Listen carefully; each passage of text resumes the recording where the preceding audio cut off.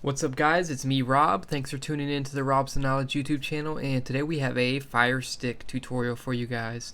So today we're going to be showing you guys how to replace the batteries in your FireStick TV remote control. So there's no like battery compartment like on a lot of remotes, but if you look, most of the actual back of the case actually is the battery compartment. So you can see a little bit of an indent here, so that's where you could place your thumb to get a little bit of leverage. But all you're going to do is, here's the top of the remote, you're just going to press the battery compartment. You can see it's split right here.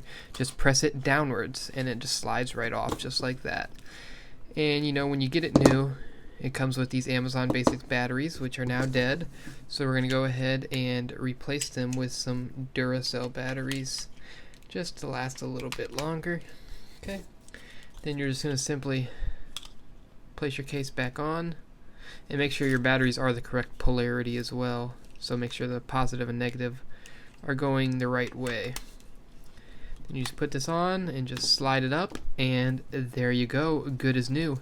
Guys, that is how you replace the batteries in your Amazon FireStick TV remote. Thanks for watching, guys. If this helps you out, please smack that thumbs up button. It helps me out so much. Make sure you guys hit the red subscribe button and hit the bell notification icon so you're notified every time I post a new video. Well, guys, over to the right you can see some other relevant content if you want to go ahead and click on that to check some of it out. Other than that, this video is over, and I will talk to you in the next video. Peace out, guys.